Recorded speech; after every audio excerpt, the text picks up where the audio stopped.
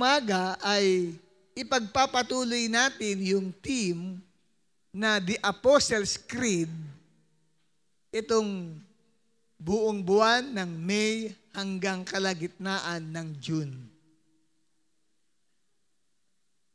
At buhat diyan sa Apostles' Creed ay ang paksa natin ay ang banal na iglesia o sa English ay Holy Church.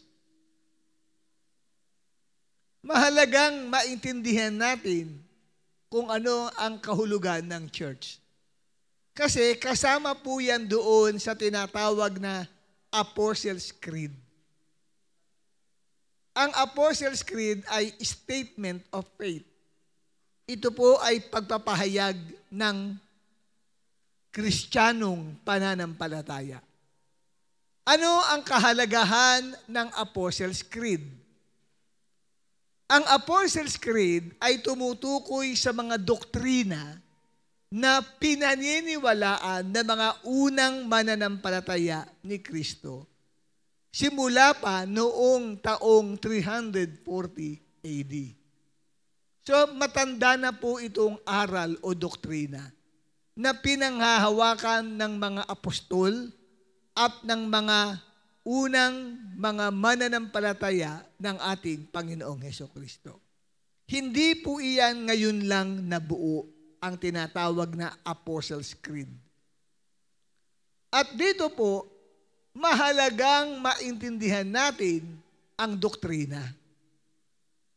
Ang tamang doktrina ay mahalaga sapagkat pag namali tayo ng ating paniniwala, pwedeng mapahamak ang ating kaluluwa. At sabi ni Apostol Pablo, hindi lamang binabantayan natin ang ating pamumuhay, kundi pati ang ating doktrina o mga pinaniniwalaan. Bakit? Dahil pag mali ang iyong pinaniniwalaan, mapapahamak ang kaluluwa mo. Okay sana kung tama dahil maililigtas mo ang sarili mo at ang mga nakikinig sa iyo o ang nababahaginan mo ng aral. Ang sabi ni Pablo kay Timoteo sa unang Timoteo 4, talatang 16. Sa Modern English Version, ang sabi ni Paul, take heed to yourself and to the doctrine. Continue in them, for in doing this, you will save both yourself and those who hear you. And let's take a look at the other version, which is the New International Version. Ang sabi ng New International Version, watch your life and doctrine closely. Kung merong kanilang babantayan, una, ang buhay mo. Tiyakin mo na ang buhay mo ay tama ang pamumuhay. At ikalawa, ang mga doktrina o aral na pinaniniwalaan mo. Yan ay dapat mong bantayan, bigyan mo ng atensyon. Kasi kung ang mga doktrina ay baliwala sa iyo, kahit maayos ang buhay mo, pero mali ang doktrina mo, mapapahamak ka pa din. Dapat tama ang pamumuhay mo at tama din ang doktrina o aral na iyong pinaniniwalaan. At ang sabi diyan, persevere in them. Magtiyaga ka. Pagtiyagaan mo yan. Bakit? Because if you do, you will save both yourself and your hearers. So nakita natin dito ang kahalagahan ng tamang paniniwala. Kaya pag mali ang paniniwala mo patungkol sa Diyos, mapapahamak ka. Katulad ng kapistahan. Bakit naghahanda ng pagkain? Para doon sa Diyos-Diyosan. Pag mali ang aral mo at okay sa'yo ang mag-observe ng kapistahan, mapapahaba ka. Bakit? Mababasa nyo kasi sa Bible na yung mga inihahandog na pagkain sa mga Diyos-Diyosan, yan po ay gawa ng mga pagano. Yan po ay pagan practices na kung saan ay sa pamagitan ng kapistahan ng kanila pong Diyos-Diyosan, naghahanda sila bilang handog doon. Pag binasa ninyo ang sulat ni Pablo sa unang Korinto, Kabanata 10, talatang 20, na ang mga inihahandog nila na pagkain sa mga Diyos-Diyosan ay hindi inihahandog sa Diyos, kundi sa mga demonyo.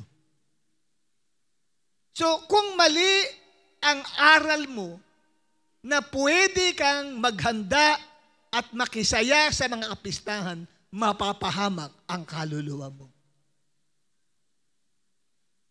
Kung okay sa yung umabsent sa gawain dahil may piyesta sa inyo, mapapahamak ang kaluluwa mo. Dahil maling aral o doktrina po yun. Bakit? Dahil hindi po iyon nasasalig o nababatay sa Biblia. Naintindihan niyo po ba? Kaya importante po, meron tayong tamang aral na ayon sa Biblia. Ang kapistahan ay hindi masama. Bakit? Dahil mismo ang Diyos ang nagtatag ng kapistahan. Kaya lang hindi kapistahan yan na ginagawa sa Pilipinas. Yan ay kapistahan, tinawag na Feast of the Lord. Kapistahan ng Panginoon na nakasulat sa Bible. Katulad ng Feast of Passover na sineselebrate natin. Meron pong darating na Feast of Pentecost. Ang lahat ng yun ay sumisentro sa Diyos at ang layunin ng feast ay para pagpalain niya ang kanyang bayan. So kinopya yung mga kapistahang iyon ng mga pagano.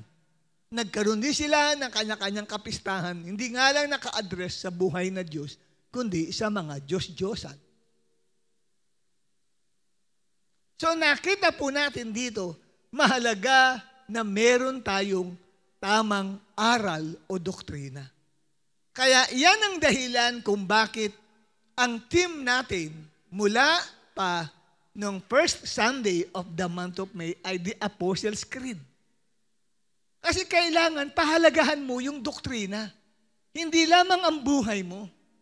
Kailangan yung aral. Kaya nagbabasa ka dapat ng Biblia. At nakikinig kang maigi. At tinetake down mo sa notes mo ang mga itinuturo kasi pag-aaralan mo yan kung tama nga ba na nasa Bible yan. Tumulad kayo sa mga mananampalataya sa Berea na ang sabi habang nagtuturo si Apostol Pablo ay tinitignang maigi ng mga taga-Bereans kung tama ang kanilang napapakinggan. Bakit? Sapagkat sinasaliksik nila ang kasulatan ng ating Panginoon. Kaya mahalaga po ang aral o doktrina. At ano ba ang nakapaloob sa tinatawag na Apostles' Creed? Creed means statement of faith. At ano kapatid, ang pagpapahayag ng pananampalataya ng mga apostol at ng mga unang mananampalataya. Ito po ang Apostles' Creed. Noong last Sunday ay invited ako sa 2 simbahan ng United Methodist Church sa Taytay. Pagtapos ng kanila pong gawain, di ba tayo may closing song, sa kanila hindi. Nasa harapan ng malaking-malaki nilang TV ang Apostles' Creed. Bago magsialisan, babasahin ng bawat isa yung Apostles' Creed. Bakit? Sapagkat yan ang dapat tinatayuan ng bawat mananampalataya. So hindi ako nabago doon dahil itinuturo namin sa inyo ang Apostles' Creed. Hindi ka po pwedeng lalabas sa simbahan ng Metodista na hindi mo mababasa yung Apostles' Creed. Sabay-sabay ang pagbasa nila. At sabay benediction. The grace of the Lord Jesus Christ and the love of God and the communion of the Holy Spirit be with you all now and forever. At ngayon, ano ba ang nakapaloob sa Apostles' Creed? Basahin ho natin. Naniniwala ako sa Diyos, ang Ama na makapangyarihan sa lahat, lumikha ng langit at lupa. Naniniwala ka ba sa Diyos na manglilikha? Ikalawa, naniniwala ako kay Jesus Christ, bugtong na anak ng Diyos. Naniniwala ka ba kay Jesus Christ? Pag sinabing bugtong na anak ng Diyos, the only begotten Son, ibig sabihin, Diyos yun. Kasi yung salitang begotten, pag niresearch nyo kapatid, ang kahulugan niyan ay one and only. The unique kind. Kakaiba siya kesa sa mga tao. Hindi siya kapantay ng tao. Bagamat nasaan yung tao, pero kakaiba siya. Bakit? Kasi He possesses a dual personality or two natures. Pagiging tao at pagiging Diyos. At ang sumunod naman, naniniwala ako sa banal na Espiritu. Naniniwala kayo sa banal na Espiritu. Yan, tinalakay yan last Sunday ni Pastora Isabel dito sa atin. At ang ikaapat ay naniniwala ako sa banal na iglesia. Kaya yun ang ating tatalakayin ngayon. Amen? Naniniwala ako sa banal na iglesia. Ang tawag dyan ay Apostles' Creed. Kung naniniwala ka sa banal na iglesia, kailangan maintindihan mo, ano ba ang iglesia o ano ba ang church? Kasi, i-recite mo yan, Apostles' Creed, and then naniniwala ko sa banal na iglesia, pero hindi mo alam ano ba ang kahulugan ng banal na iglesia. At kailangan maintindihan natin yan. Ano ang ibig sabihin ng salitang iglesia sa Bible? O sa English, ng iglesia ay church. Una, hindi ito bahay-sambahan. Punta tayo sa church. Kaya ang tingin doon sa worship sanctuary ay church. Hindi po church yun, ayon sa Bible. So mali ang iyong kaisipan patungkol sa church. Ang tingin mo sa church ay isang building structure. Hindi po yun ang tinuturo ng Bible na salitang church o iglesia.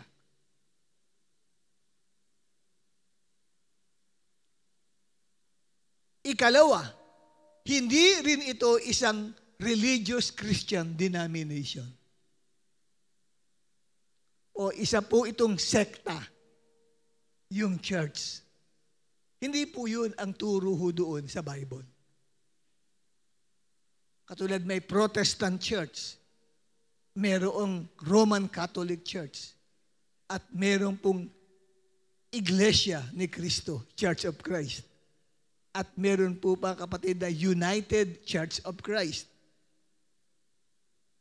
Hindi po yun. At merong church na tinatag ng disappointed Son of God. Si Kiboloy.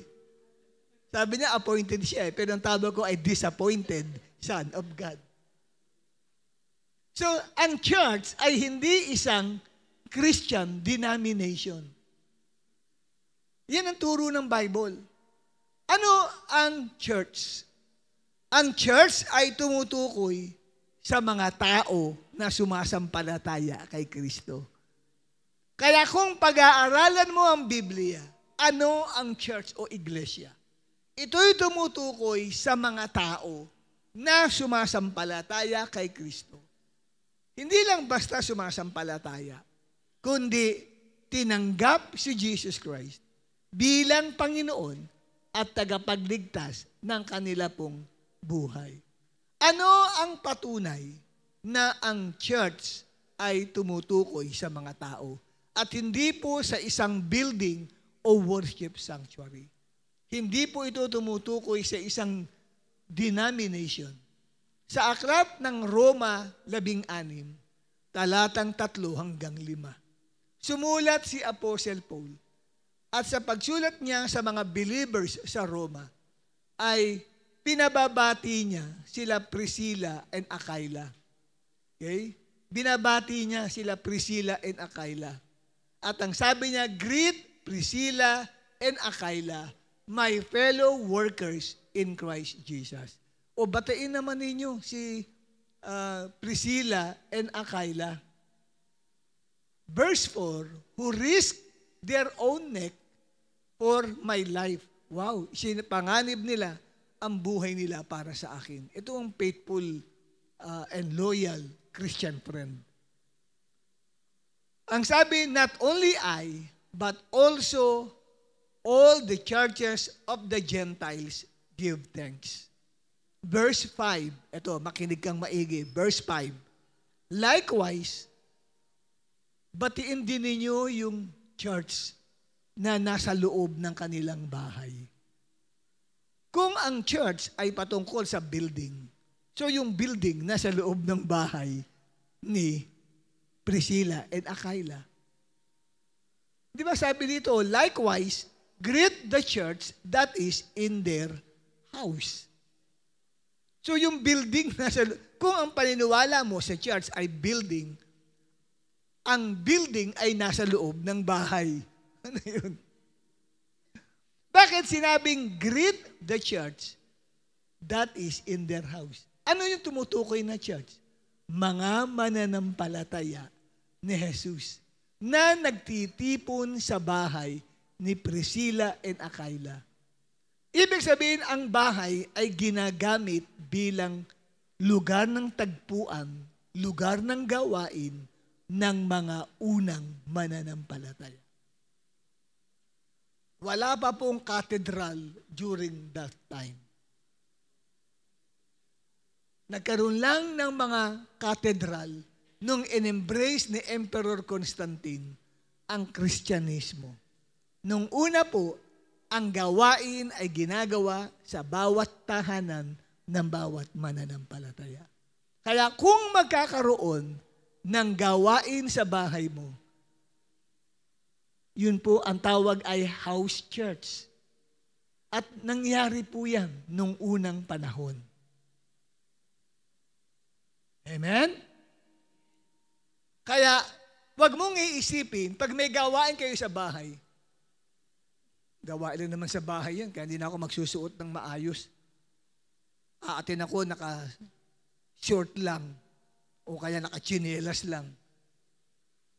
Kahit hindi naligo, pupunta doon sa gawain, kasi bahay lang naman daw yung gawain. Hindi. Noong unang panahon, maayos ang kanilang mga pagpunta sa bahay ng kapatiran kasi ginagamit nila yun bilang lugar ng pagsamba. Kasi nagiging house church yung bahay dahil yung mga believers nagtitipon saan? Sa bahay. Kaya ang tawag ay house church. Tindihan niyo po ako. So, yung church ay tumutukoy sa mga tao.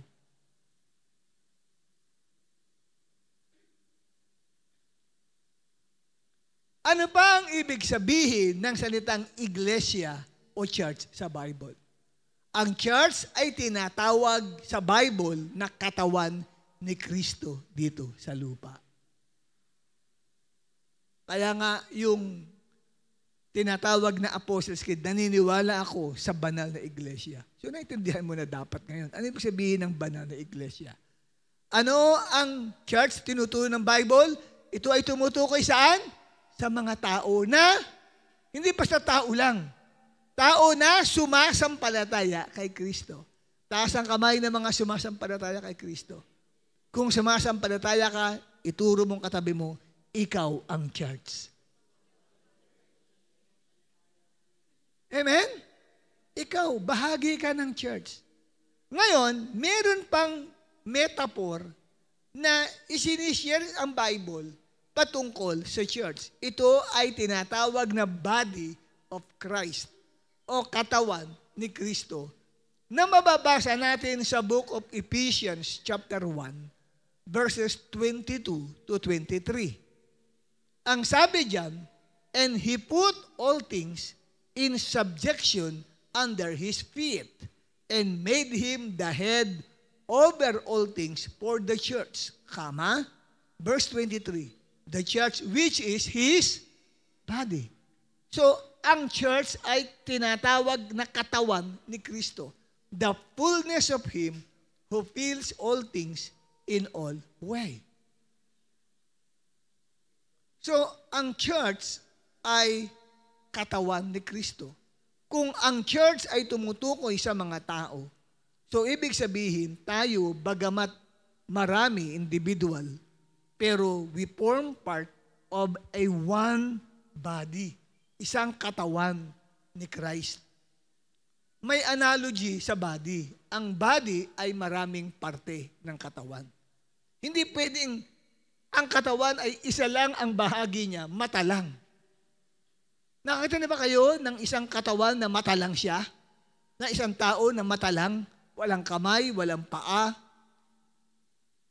walang ilong, walang tiyan, walang dibdib, mata lang na naglalakad. Pag naglalakad, wala ngang paa eh. So, ang body ay maraming parte. Sabi ng 1 Corinthians 12 verse 14, the body is not one part. Ang katawan, tignan mo katabi mo. Tignan mo ang katawan niya. Okay? Oh. Titignan mo lang ha, huwag mong titigan. Ang sabi, ano nakita mo dyan sa katawang yan, na katabi mo? Anong nakita mong parte ng katawan niya? Meron siyang kamay. Meron siyang paa. Ano pa? Meron siyang buhok. May tenga. May ilong. May dalawang butas ng ilong. May bibig. May ipin. May mata. May pilik mata. Hindi mo makita tuloy kung original ba yung pilik mata kasi sobrang haba. Diba? So, ang sabi ng 1 Corinthians 12:27, now you are the body of Christ. Sino ang kausap ni Pablo dyan? Mga believers na nakatira sa Corinth. Ang Corinth ay isang siyudad sa lugar ng Greece na ang probinsya niya ay Akaya. Tapos may town doon, ang tawag ay Corinth. Ang sabi niya sa mga believers, now you are the body of Christ. Kung believers ang ina-address niya, anong tawag doon? Church. Now you are the body of Christ and members individually. Kaya dito po ay ipinakita sa atin, mga kapatid, kung papaano ang isang katawan ng tao ay may iba't ibang parts o bahagi. Ganun din sa church ni Lord. Ang church ni Lord ay katawan ni Kristo and composed of different parts. Dapat mong alamin ano yung bahagi mo sa katawan ni Kristo as a church. Ikaw ba ang paa? Ikaw ba ang mata? Ikaw ang ilong? Ikaw ang bibig? Ikaw ba ang puso? Ikaw ba ang leeg? Ikaw ba ang bituka?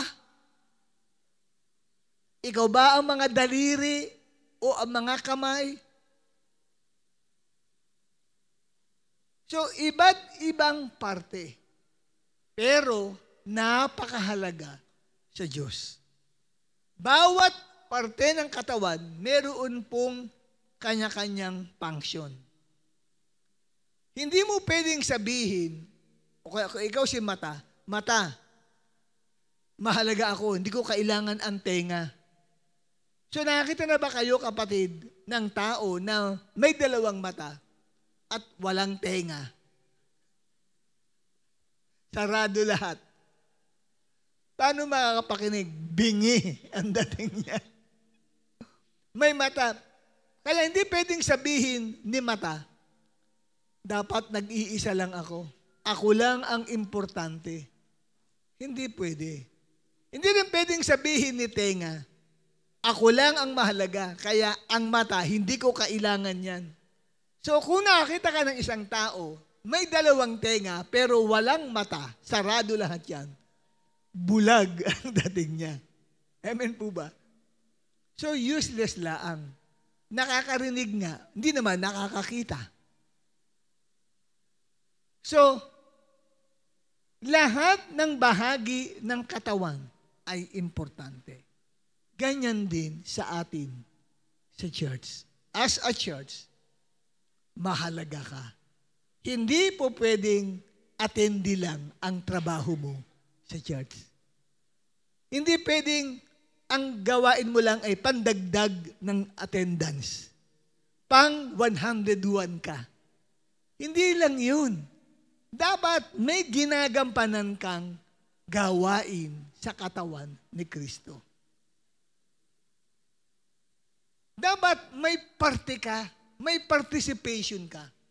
Kasi otherwise, tingnan nyo, lahat ng parte sa katawan natin, ito man ay internal organs. Diba? O external organs, lahat yan ay may parte. Mayroong mga ugat o mga arteries sa katawan natin na hindi natin nakikita. Kasi nasa loob yun, mga artery na yun. Kung walang artery, walang pagdadaluyan ng dugo. Amen? Lahat may parte na katawan. Ngayon, paano mag-produce ng red blood cells? Doon sa bone marrow. Di ba? Anong parte ng bone marrow? Nagpo-produce ng dugo sa katawan natin. Huwag mong sabihin hindi mahalaga ang bone marrow. Pag wala kang bone marrow, mawawala ka ng dugo. Kasi yun ang nagpo-produce ng dugo.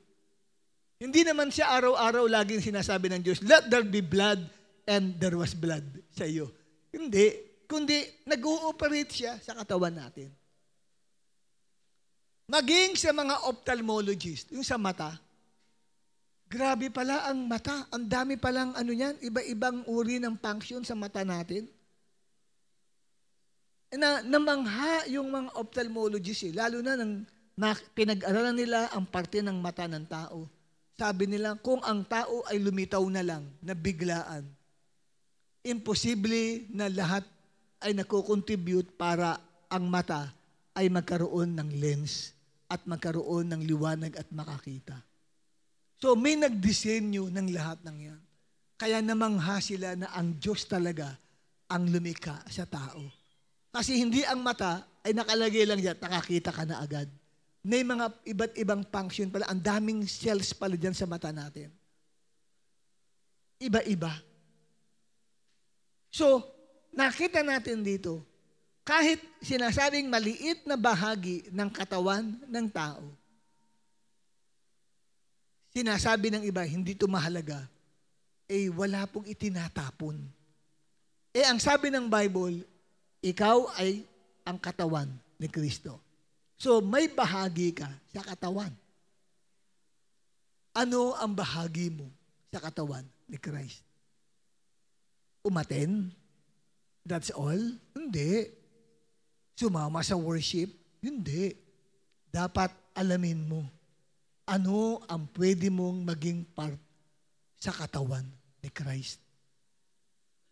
May involvement ka dapat sa ministry. Hindi pwedeng wala kang involvement, attend lang. At linggo ka lang lilitaw. What's the use? So, hindi ka nakakapag-function normally. Yung part mo sa katawan ni Kristo as a church, hindi ka nakakapag-function normally. Pagka ganun, ang isa ka sa parte sa katawan ni Christ, ilarawan mo ang siyang human body at i-picture mo ang human body ay tumutukoy sa church ng Panginoon sa bawat mananampalataya at may kanya-kanyang parts ng katawan. So dito, kapatid, nakikita natin na napakahalaga pala ng bawat isa sa atin kung parte ka ng katawan ni Christ. Kasi baka mamaya hindi ka naman talaga saved. Kasi pag sinabi pong katawan ni Kristo, ito yung mga taong naligtas. Wala ka namang bahagi sa church. Linggo ka lang lilitaw, minsan wala pa. Pag umulan, wala ka. Pag may piyesta, wala ka din. Present ka pag mayroong kainan sa church. Pag may birthday o kaya anniversary, present ka. Anong party mo? Tagakain? Hindi. Yung mga ganon, alanganin po yun kung save yung mga taong iyon. Kasi, umaatin sa church, wala namang party. Wala silang part sa gawain. Dapat may bahagi ka. Pwede kang sa ushering ministry. Pwede kang magamit ng Panginoon sa prayer intercessory ministry. May party ka, may gamit ka. Hindi yung wala kang involvement sa church. Ang involvement mo lang pag Sunday, nandyan ako sa simbahan. No, you are part of the body of Christ. At tingnan ninyo ang body. Basahin nga natin yung nasa itaas, paragraph 1. Number 1, bilang katawan ni Kristo dito sa lupa, tayo ang visible representative niya sa mundo para ipagpatuloy ang ginawa ni Kristo noong siya ay nasaan yung tao. Tingnan nyo, ang church, tinatawag na katawan ni Kristo. So, ang katawan ni Kristo sa lupa, ang totoo, nung magkatawang tao si Jesus Christ, yung katawang yun, wala na po yun, nailibing na yun eh. Tapos nung magbangon muli si Jesus Christ, iba na ang katawan niya, spiritual body, glorified body. Yun ang umakyat sa langit. Pero, meron pa rin naiwan dito na katawan ni Kristo sa mundo. Bagamat si Christ umakyat na sa langit at umupo sa kanan ng Ama, pero meron po siyang representative dito sa mundo. Sino yun? Yun yung church na tinatawag na visible body of Christ. Ikaw ang representative ni Christ dito sa lupa. Hello? Nandyan pa kayo? Gusto nilang makita si Jesus Christ. Saan nila makikita? Di ba? Halimbawa, gusto mong makita yung anak mo. Kailangan lumitaw ang kanyang katawan. Amen? Para makita mo. Natuwa niyo po ba ako? Kailangan makita mo yung katawan. Ngayon, gusto niyong makita si Jesus Christ. Kailangan makita ang katawan. Sino ang katawan? Ang church. Ikaw ang katawan ni Kristo. Kaya, ang sabi, bilang katawan ni Kristo, tayo ang magpapatuloy doon sa ginawa niya noong siya'y nasaan yung tao dito sa mundo. Umakyat na siya eh. Nasa Bible ba yun? Na kailangan ipagpatuloy ang ginagawa niya? Yes! John 14, verse 12. Sino nakaka-recite nun? Bibigyan ni Pastora Isabel ng 50 pesos. Hindi pala ako magbibigay. Si Pastora Isabel. John 14, verse 12.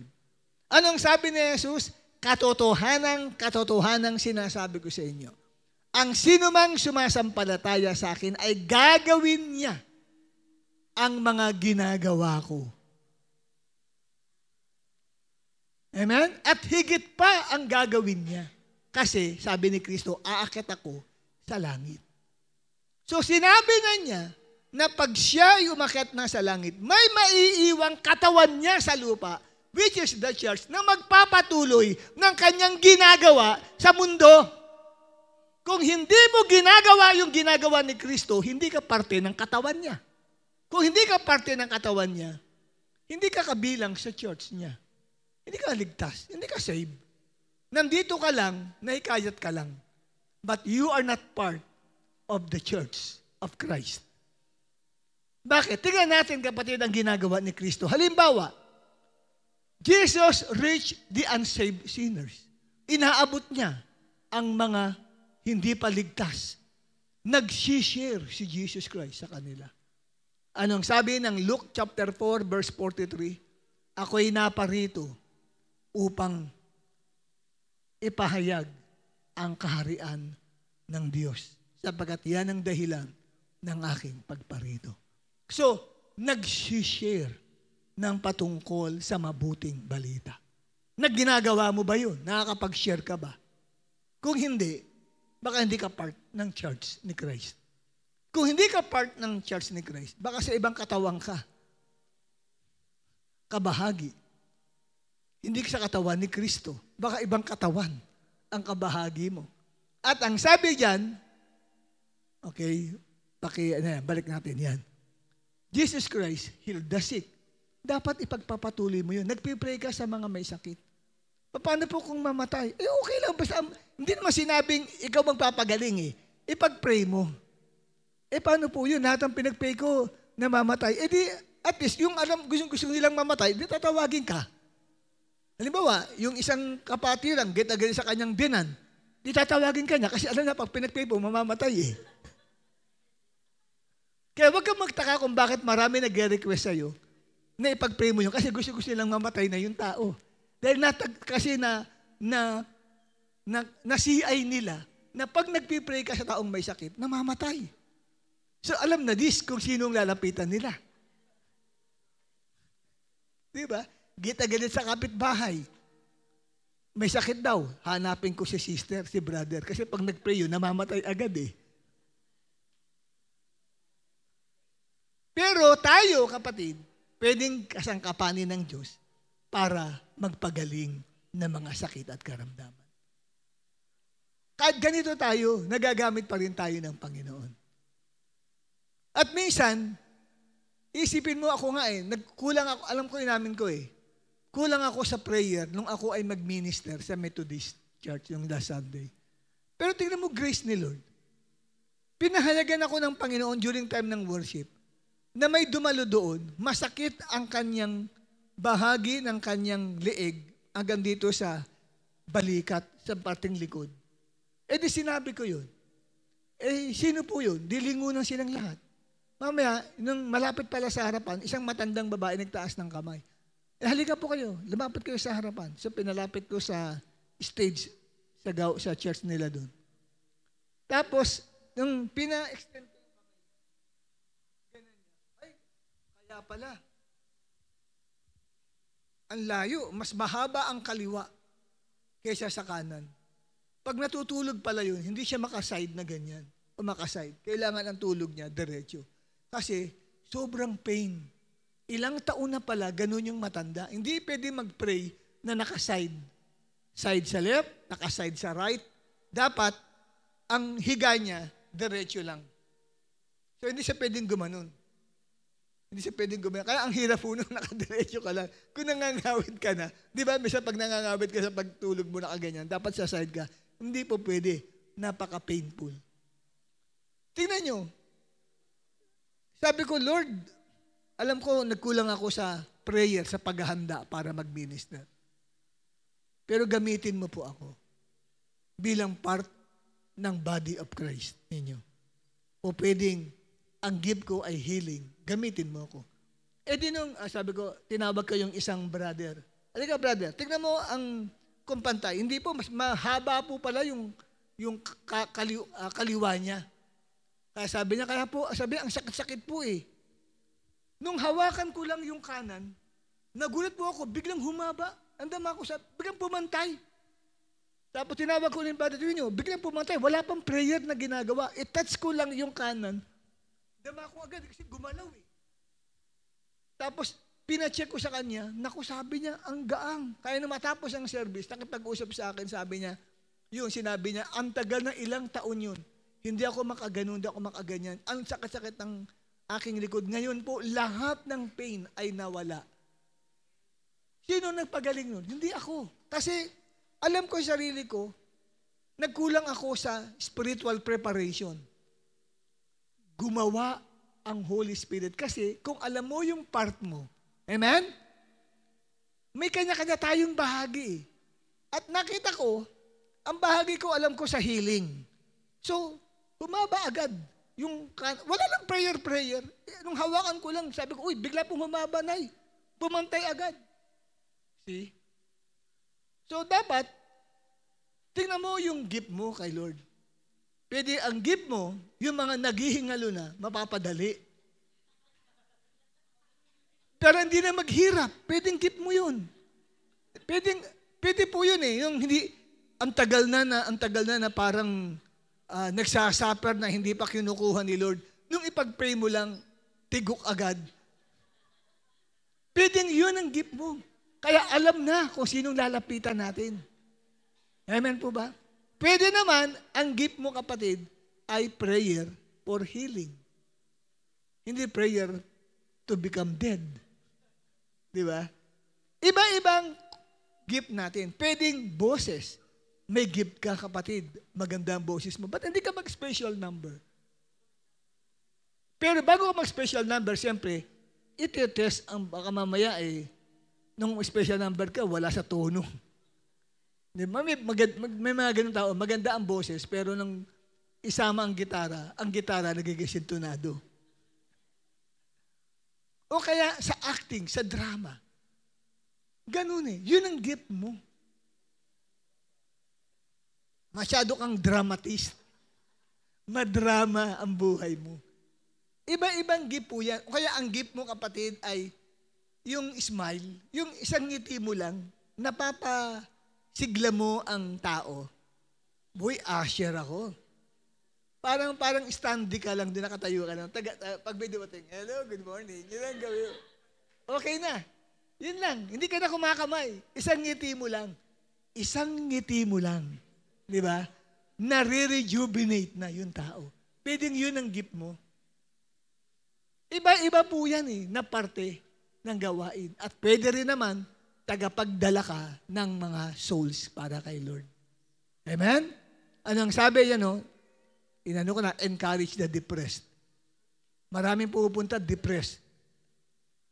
Pero nung isang ngiti mo lang, nawala yung depression sa kanya. Diba? At yung mga taong feeling nila, walang nagmamahal sa kanila. Noong i-entertain mo, wow, naiyak pa. Kasi nadama niya yung sincere na concern mo doon sa tao.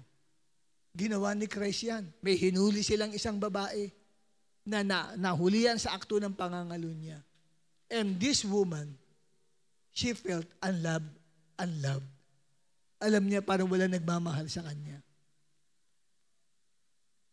Siguro kaya siya nangaliwa, sumama sa ibang lalaki, hindi ka nakadama ng pagmamahal doon sa first husband niya.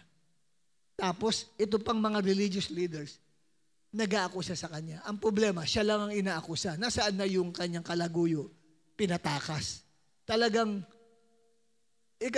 parang that's unfair, di ba? Dapat dalawa sila. Nahuli nga daw nasaan yung isa? O edi pinalaya ng mga religious leaders, nag-iisa yung babae. And that woman felt unloved. Piling niya walang nagmamahal sa kanya. Pero noong nakaharap niya si Jesus, grabe. Ang sabi ni Jesus sa mga religious leaders, ang walang kasalanan sa inyo, siyang unang bumato. Walang bumato sa babae. Naiwan si Jesus at yung babae. At nang sinabi ni Jesus sa kanya, wala bang bumato sa iyo? Wala po. Ako rin, hindi kita hahatulan. Umuwi ka na at huwag ka nang magkasala pa. Alam ko, hindi lang nakarecord sa Bible, pero umiyak ng todo ang babae. Because for the first time in her life, doon lamang siya nakadama na mayroong nagpadama ng pagmamahal at pagmamalasakit sa kanya. She deserved judgment. Pero the Lord Jesus Christ forgave her. Hindi. At yun dapat ang maipadama natin doon sa mga taong walang nararamdamang pagmamahal. Kasi pag naramdaman nila yun, mararamdaman ng mga nasa pamilya, bakit wala lagi sa bahay itong ating kasama sa bahay na ito? Lagi nandoon sa church. Hindi niya kasi nadadama yung pagmamahal Amen? Kaya kahit umuulan o mainit, nasa church yan. Kahit piyesta, nasa church yan. Kasi doon niya naramdaman na siya'y accepted, sino man siya. Hindi yung dumalo siya sa church, wala malang kumakamay. Pati yung katabi, wala nga nagtatanong kung anong pangalan niya Nagkakatingin, pagka nagpatawa yung preacher, nagkakatinginan patawa ng tao. Pero tanongin mo, anong pangalan niya? Hindi ko alam. Di ba? Pero, naramdaman niya, may nag-approach sa kanya, "Ay, sis, Brad, anong name mo?" Di ba? "Ako nga pala si ganito." "Saan ka nakatira?" May nagpakita ng concern sa kanya.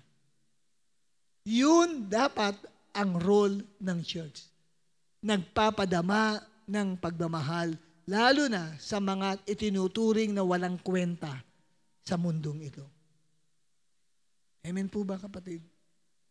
Diyan sa Julie's Bakery, sa tapat, may 2 kabataan doon na nakaupo doon at namamalimos sa lahat ng bibili ng pagkain sa Julie's Bakery. Alam niyo yung Julie's Bakery yan? Bibili ako ng tinapay, paborito kong tinapay, na Munggo Basket. Nakita ko yung 2, nagbibilang ng pera, kaya lang puro piso. Siguro 3 piso, binibilang. Tapos lumilingon-lingon sa tinapay. Bawat dumaan, wala naman nag-aabot sa kanila. Kung titignan mo, mukhang baka 1 buwan nang hindi naliligo yung 2 kabataang iyon. Parang sa kalsada na nakatira. Tinanong ko sila. Sabi ko, "Kumain na ba kayo?" "Hindi pa po, tay." "Hindi pa? Sige, anong gusto nyong kainin dyan? Pumili kayo." Sabi ko, sa tindera, ako, "Eto, bigyan mo ko anong ituturo nila." So, itinuro nung isa, yung egg pie. Talaga medyo mahal yun. Siyempre, sinabi ko kahit ano niya ituro, yung egg pie. Sabi ko, "Magkano yung egg pie?" Mahal din ang egg pie nila Diba? Kasi ang pinaka-minimum na 8 pesos Minimum yun Nasa 13 ata, 13 pesos. Sige, bigyan mo ng 2. Ikaw naman, medyo yung maliit-liit. Ikaw, ano kakainin mo dyan? Ito po, nagturo. Bigyan mo ako ng 3 peraso. Binayaran ko, tapos yung sukli, inabot ko sa kanila. Alam mo, nakangang gano'n. Sabi siguro, ba't nakanganga na nakatingin sa akin? Sabi siguro, ano kaya nakain ng taong ito at nagpakain? Kasi, naalala ko kasi, di ba? Tayo ay visible representative ni Christ. Binibigyan natin ng kahalagahan ang mga itinuturing na walang kwenta sa mundong ito. Part ka ng church Yun ang role mo, dapat. Meron ka. Amen?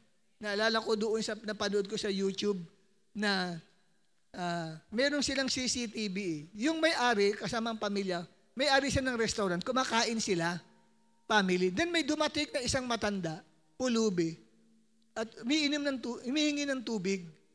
Ang ginawa po noong lalaki na siyang tatay na may-ari ng restaurant, tumayo, at pinaupo yung matanda, hindi lang binigyan ng tubig, mamaya hindi pinaalis. Nagpaluto ng pagkain at inahina ng masarap na pagkain yung matanda. Alam mo doon, totoo yun kasi CCTV siya Noong tinigan sa CCTV, habang kumakain yung matanda, iyak ng iyak yung matanda.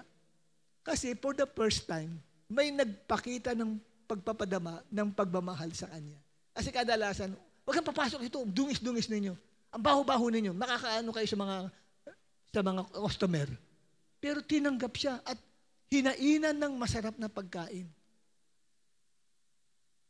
Tingnan niyo, kapatid. Sino makakagawa nun? Dapat ang nakakilala kay Kristo. Amen po ba, mga minamahal? So, yung mga itinatakwil ng lipunan, dapat yun, nire-reach out natin ang mga yun.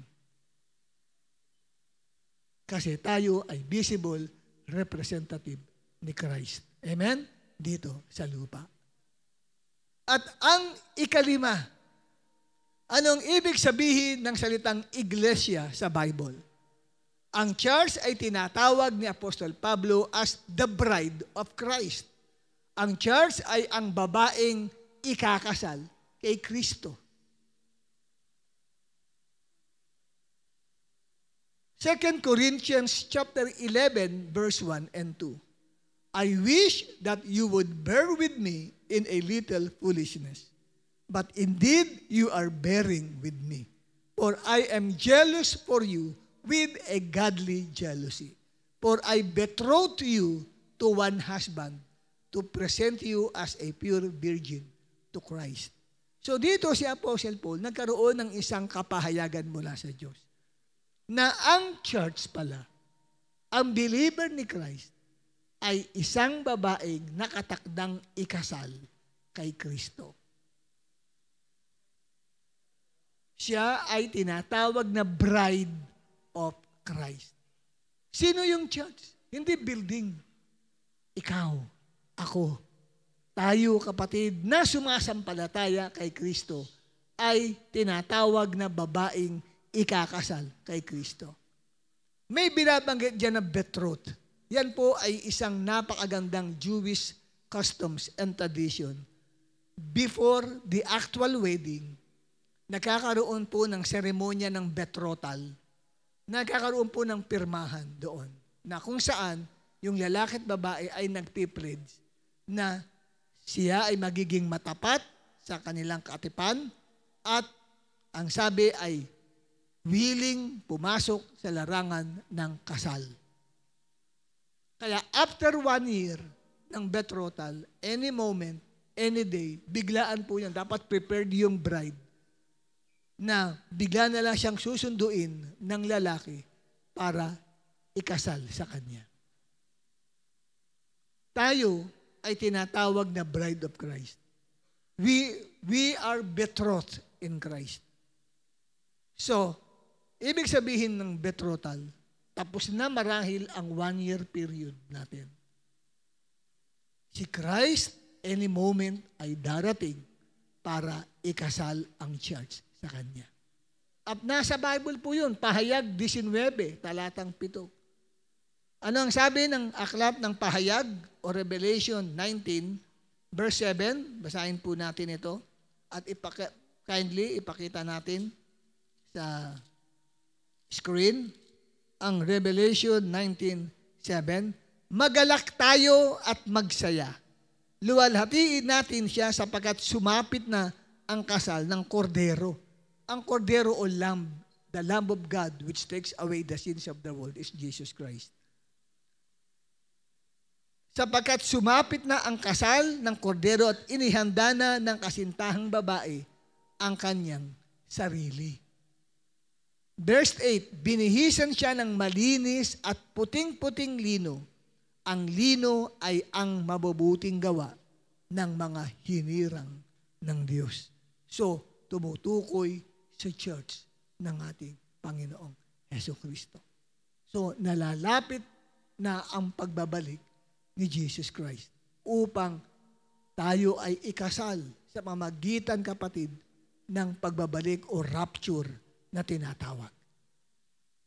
Kaya napakaalaga po niyan sa ating lahat na maunawaan natin ang bagay na ito. Kaya ang church, ang sabi ay inihanda niya ang kanyang sarili at meron siyang malinis at puting-puting linen na suot-suot. Na ang sabi rito sa verse 8, ang kahulugan ng white linen ay ang mabubuting gawa ng mga hinirang o pinili ng Diyos. Kaya, ano yung sabihin ng mabubuting gawa doon? Kung meron din lang gagawa ng mabuti, ikaw yun. Yun yung function mo sa ano ni Christ. Paggawa ng mabuti. Hindi ka tatalunin pagdating sa larangan ng good works. Kaya hindi kami magtaka kung pagdaan namin sa palengke, may nagkakagulo doon, may nagpapakain. Nakita namin si sister pala yun. Nagdi-distribute ng food. Hindi kami magtataka bakit ginagawa yun. Kasi bakit? Part ka ng church eh. That's your role. That's your function. Di ba? Hindi tayo dapat magtaka, makita natin si Arlene sa isang kanto doon na nagpapakain ng mga siopaw, nagpapakain ng champurado, doon sa mga bata na kaawa-awang kalagayan, kasama ang mga nanay. Hindi kinakailangan, kapatid, na yan ay anuhin pa eh. Tawag doon? pagplanuhin mo eh. Any one of us can do it. Lalo na kung may blessing ka ng Panginoon. Out from your pocket. Ibibless ka ni Lord. Amen? Kasi kung sa ibang pocket ka kukuha, paano ka ibibless ni Lord? Dapat from your own pocket, sacrifice mo yun para sa kanila. Ibibless ka ni God. Hindi mo na kailangan iutang pa sa katabi mo. Alam ba, iuutang ni Arlene kay Hana, baka pwede ba makahiram ng 1K man lang. Magpapakain ako. Di ba? O kaya lalapit ka kay Sister Blessy. Bless, baka naman pwedeng i-bless mo ko ng 2K lang. Kasi gusto kong magpakain sa mga taong kapuspala doon sa lugar na sinarbay ko. Gusto kong mag-share ng gospel Amen? Kasi, church ka nakikita nila si Christ sa iyo. Lalo na pag narinig mo, bago kami maniwala, makita ko muna si Jesus Christ. Saan ko maniniwalang totoo siya? Sabi sa Bible, ang church ang visible representative. Gusto niyo makita si Christ Okay, sige. Magpa-project ako dito. Ngayon, nung mangaral ka sa kanila, na nandoon na kumakain sila ng masarap na pagkain, nakita na ba ninyo si Christ? Hindi, wala nga Yan, nung nakikita ninyong ginagawa namin, yan ang ginagawa ni Christ. Amen? Nagpakain nga si Christ 5,000 lalaki, hindi pa kasama ang bilang ng mga kababaihan at ng mga bata. Sa pamagitan ng 5 tinapay at 2 isda. And last but not the least, sino ang pundasyon ng church? Sino ang pundasyon ng iglesia? Matthew 16, verses 16 to 18. Tumayo tayong lahat. Pakibasa nga po natin ito. Okay? Matthew 16, 16 to 18. 1, 2, 3. Simon Peter answered, "You are the Christ, the Son of the living God." And Jesus said to him, "Blessed are you, Simon Bar-Jonah, because flesh and blood did not reveal this to you, my Father who is in heaven. And I also say to you that you are Peter, and upon this rock I will build my church, and the gates of Hades will not overpower it." Makakaupo na po ang bawat isa sa inyo. Kung nandito si Aimee Peña, kung active si Sister Aimee Peña rito, papaawitin ko yun ng upon this rock Sino umawit nun? Si Tart ng upon this rock, I will build my church. Si Sandy Patti, taas ng boses nun. No? Dito, nabasa ho natin na may revelation pinapahayag si Jesus Christ. Ang sabi ni Yesu Kristo sa kanya, "Simon, anak ni Jonas, hindi ito ipinahayag sa iyo ng sino mang tao, kundi ang aking Ama na nasa langit. At sinasabi ko sa iyo na ikaw ay si Pedro. At sa ibabaw ng malaking batong ito ay itatayo ko ang aking iglesia.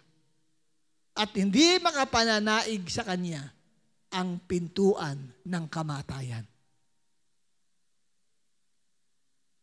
Sino yung malaking bato na binabanggit ni Jesus Christ?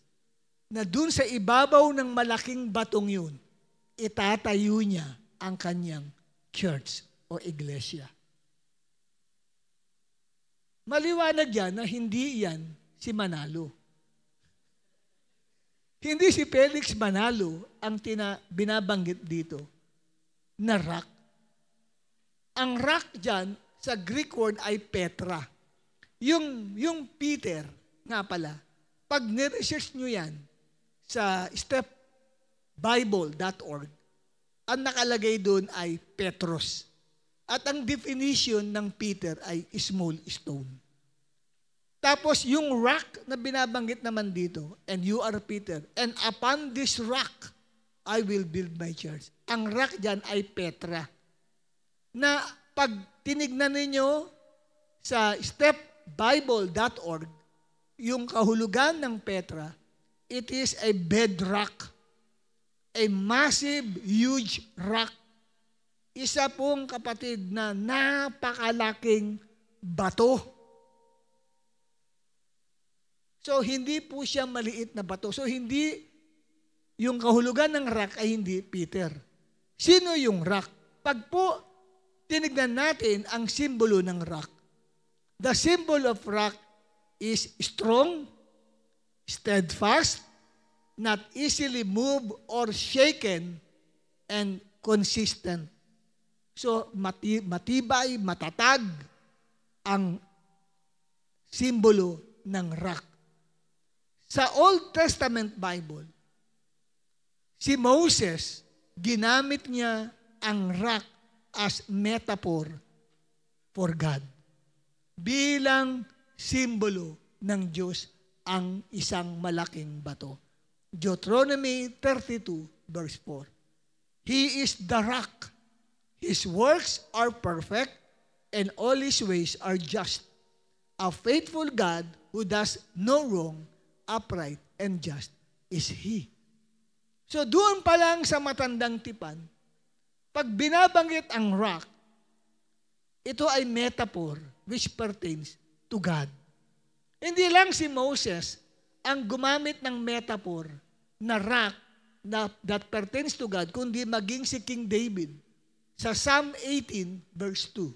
The Lord is my rock, my fortress, and the one who rescues me. My God, my rock and strength, in whom I trust and take refuge. My shield and the horn of my salvation, my high tower, my stronghold. So si David mismo ay gumamit ng metaphor na ang rock ay tumutukoy sa Diyos. So naiintindihan ngayon ng mga alagad nang sabihin ni Jesucristo, and upon this rock. Alam nila, metaphor yung ginamit ni Jesus na salitang, at sa ibabaw ng malaking batong ito, itatayo ko ang aking iglesia. Saan nangyari yun na magsalita si Jesus? Nangyari yun, kapatid, sa Caesarea Philippi. Puntahan nyo ang Caesarea Philippi. Wala naman nakatayong church ngayon doon.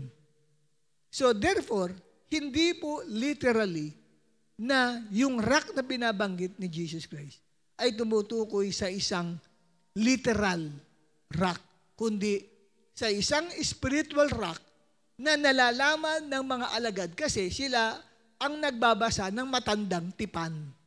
At pag binabanggit ang patungkol sa rock, alam nila tumutukoy sa Diyos. Meron pong ipinahayag si Apostol Pablo na sa aklat ng Exodus at sa aklat ng Numbers, nag-provide ang Diyos ng tubig sa mga Israelita. At pinaliwanag ni Pablo, ano yung batong iyon na nag-provide ng water sa kanila. And Paul identifies the rock as Christ Himself. Sa 1 Corinthians chapter 10, verse 4. Ang sabi ni Apostle Paul, and drank the same spiritual drink, for they drank from that spiritual rock that accompanied them. And that rock was Christ. So nilinaw ngayon ni Paul na ang malaking batong yun na nagbigay tubig sa mga Israelites sa book of Exodus and the book of Numbers ay si Christ. Kaya nung sabihin ni Jesus Christ, and upon this rock, He was referring to Himself. Sinasabi ng ibang mga theologians, nang sinasabi niya, and upon this rock, hindi siya naka-pinpoint doon sa isang malaking bato. Naka-pinpoint siya sa sarili niya. And upon this rock, I will build my church. Kaya ang pundasyon ng church, walang iba kundi si Jesus Christ, ang ating Panginoong Jesucristo. Kaya matibay at matatag ang pundasyon ng bawat mananampalataya. Kaya ka nagsiserve, hindi dahil ikaw ay pinalakihan ng mata ng iyong cell leader. Dalalo ka sa Sunday. Dahil ang laki ng mata niya, natakot ka, sige punta ako ng Sunday. Hindi ka dumalo ng linggo dahil tinext ka. Pag hindi ka pumunta, humanda ka sa akin. Hindi ganon. Kaya ka pumunta dahil kay Jesus Christ. Because Jesus is your foundation. Amen? Kaya ka nandito. Tingnan nyo, kapistahan, nandito ka. Amen? Kasi si Jesus Christ ang iyong layunin, kaya ka nandito sa gawain sa Panginoon. Hindi ka nakisaya sa mga paluan ng palayok, sa agawang buko. Hindi ka nag-aabang doon sa mesa na yung handa ninyo, kundi iniwan mo ang bahay, pumunta ka sa lugar na ito para paglingkuran si Lord. Kasi ang pundasyon ng iyong pananampalataya ay si Jesus Christ. Palakpakan natin si God.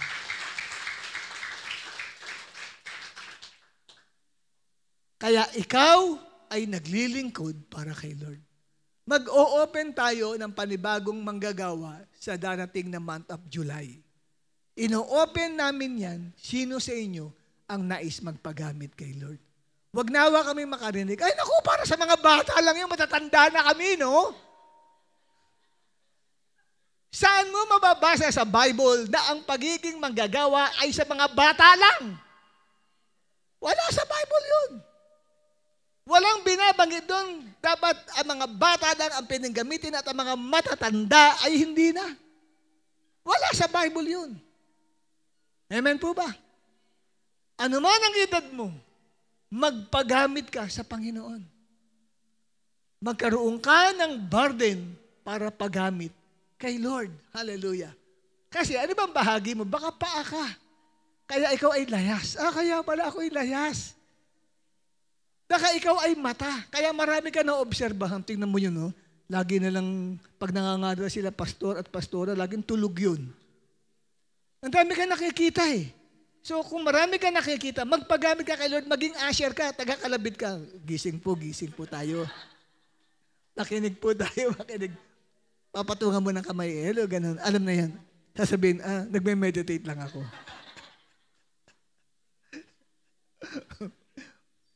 Pagamit ka kay Lord. Hindi pwedeng attendee ka lang. There is no such attendee in the Bible. Lahat ay may bahagi. Ano man ang ministering i-offer, pagamit ka kay Lord. Maski kapatid, sa, anong tawag, cleaning ba yun? General services. Wow. Yun ang parte mo. Kasi kung sa bahay mo, grabe ka maglinis, malinis. Naku, pagdating sa church, pagpunta namin, ang ganda ng simbahan, ang bango, ang linis. Ginawa mo yan para sa Kanya. Yun yung parte mo. Ikaw pala ay isang kamay. Tagalinis. Yung iba naman ay leader. Isa kang mata. Oo, may kulang. Ito pa, hindi pa. Kailangan, ano yun ito? Ito, Maribe, may alaga ba? Mata ka eh. Amen? Leadership. Pwede yun, kapatid. Kasi may naglilinis, walang leadership, bahala na lang. Ang dami pa ng alikabok doon, basta nilang inisip niya. So, kailangan may matang nagmamasid sa kanya. Amen po ba, kapatid? At yung iba sa inyo, tenga.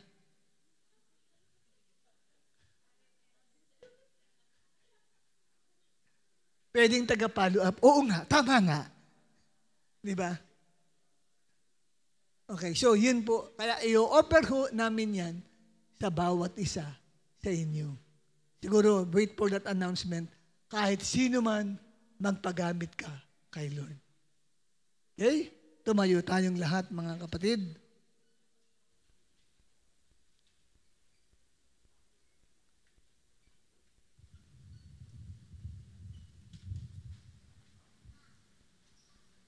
At mamaya, papakita natin sa inyo yung Apostles' Creed. Yun pong i-recite natin yan bago tayo lumabas. After the benediction, or before the benediction pala, sabay-sabay natin i-recite ang Apostles' Creed. Kopyahin natin yung ginagawa ng mga Metodista.